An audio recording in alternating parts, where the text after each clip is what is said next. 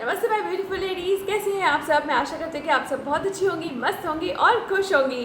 Welcome to my YouTube channel, it's stylist by Kumkum. और यहाँ बात करते हैं हम fashionable, stylish and statement jewellery की, जो कि होती है 92.5 स्टरलाइन सिल्वर की। जैसा कि आप मेरे से समझ ही गए होंगे कि आज हम किस टॉपिक पर बात करने वाले हैं। यस ऑफ कोर्स, बहुत दिनों से मैंने बोल रखा था कि मैं एक कंपैरिजन वीडियो लेके आऊँगी। किस ब्रांड का? Any guess? नो? यस, दो ब्रांड्स के हम कंपैरिजन करेंगे, Shaya by CaratLane and Shayal by Aastha. So first point है हमारा पैकेजिंग। जो हमारा आई विटनेस होता है, मीन्स हम उसको फर्स्ट इम्प्रेशन जो होता है वो होती है हमारी पैकेजिंग। किसी भी ब्रांड की पैकेजिंग मैटर करती है। हो सकता है कुछ लोगों के लिए नहीं करे कि क्या मैटर करती है, बट मैटर करती है, पैकेजिंग मैटर करती है। तो अब मैं बताती हूँ आपको कि दोनों ब्रांड की पैकेजिंग कैसी है। ये है शाया बाय कैरेटलैंड की एंड देन ये है शायल बाय आस्था की। ऑलमोस्ट दोनों ही पैकेजिंग सेम है। ये माइनर डिफरेंसेस होते हैं कि कलर वगैरह, ये सब कंपनीज़ का, ब्रांड्स का अपना अपना अलग होता है, बट पैकेजिंग दोनों की हार्ड है। और इस वजह से हमारे अंदर रखी हुई जो ज्वेलरीज होती हैं वो प्रोटेक्टिव रहती हैं, कोई डैमेज हमें रिसीव नहीं होता है। वैसे आज तक मुझे दोनों ही ब्रांड से कभी कोई डैमेज पीस रिसीव नहीं हुआ। और ये है दोनों के हार्ड बॉक्सेस, जो कि काफ़ी हार्ड है। कुछ इस तरीके से प्रेस करने से भी देखो आप इनका टेक्सचर चेंज नहीं कर पाते हो। मीन्स काफ़ी अच्छी पैकेजिंग है और काफ़ी स्ट्रॉन्ग है। देन इसके अंदर क्या रिसीव होता है मैं आपको बताती हूँ। अगेन दोनों ही ब्रांड में हमें जूट पोटली रिसीव होती है। और ये है शाया बाय कैरेटलैंड की, जो कि इसका लोगो बना हुआ है। और ये है शाया बाय आस्था की, जो यहाँ प्रिंट है इसका लोगो।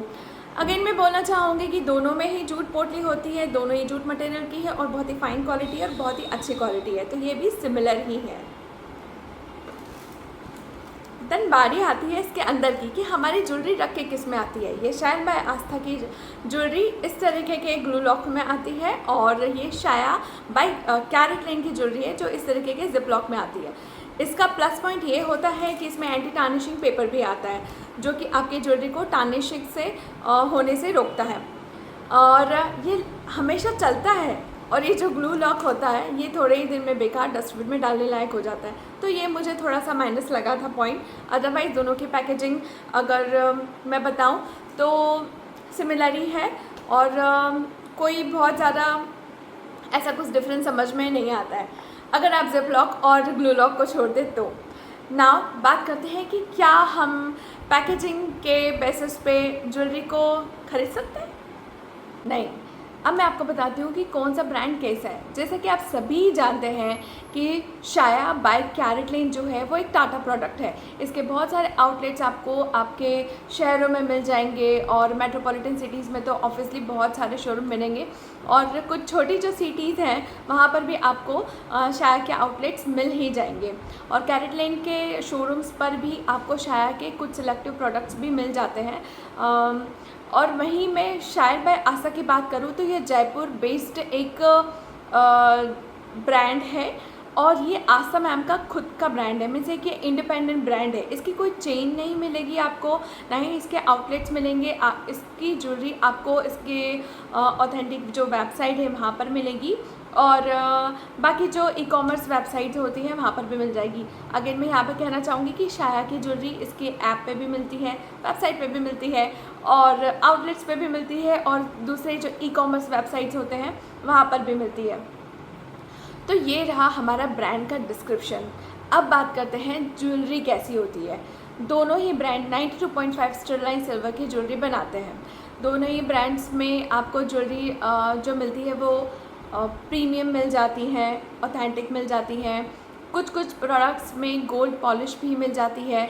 यहाँ मैं आपको क्लियर करना चाहूँगी कि जो शाया की जो ज्वेलरीज होती हैं वो एक पर्टिकुलर कैटेगरी वाइज होती है। मीन्स वो जब उनकी ज्वेलरीज लॉन्च करते हैं तो वो एक कलेक्शन का नाम बता देते हैं और उसमें आपको सारी डिज़ाइनें मिल जाती हैं। लाइक ईयर काफ, ईयरिंग, बहुत तरीके के डिज़ाइंस होते हैं उसमें।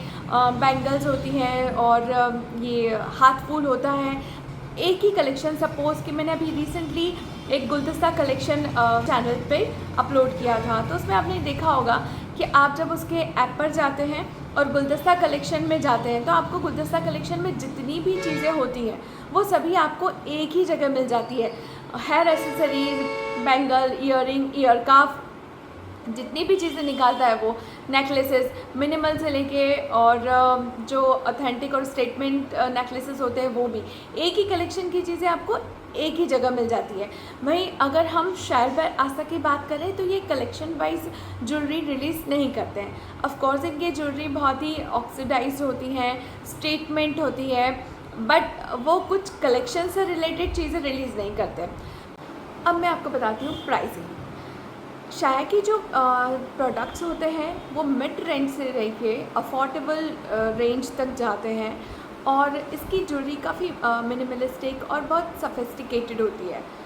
वहीं हम शायर बाय आस्था की बात करें तो इनकी कंपैरेटिवली एक्सपेंसिव ज्वेलरी होती है और बहुत ही स्टेटमेंट टाइप ज्वेलरी होती है, क्योंकि ये मॉडर्न लुक देना चाहते हैं। अब इनकी एक्सपेंसिव ज्वेलरी होती क्यों है?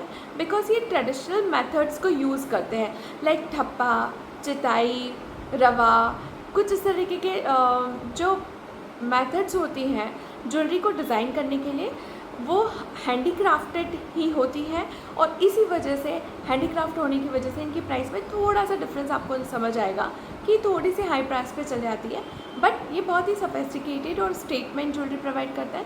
और स्पेशली फॉर जो बहुत स्टेटमेंट लुक देना चाहते हैं और पार्टी वगैरह में जाते हैं उन लोगों के लिए शायद बाय आस्था की ज्वेलरी होती है। नाउ अब मैं आपको बताती हूँ कि ज्वेलरी तो हमने ख़रीद ली, डिसाइड कर लिया हमने किस रेंज में जाना है, क्या करना है। ज्वेलरी अब हमारे पास में आ गई, डिलीवरी हो गई। Now next what? अब क्या? अब आ गई है तो शाया में हमें ये बेनिफिट मिलता है कि जब आपकी ज्वेलरी आ गई है, आपको डिलीवरी मिल गई है, देन 15 डेज़ के बाद में आपको जितने भी अमाउंट के आपने ज्वेलरी ख़रीदी है उसके कुछ पॉइंट्स बनते हैं और वो पॉइंट्स आपके अकाउंट में ऐड हो जाते हैं।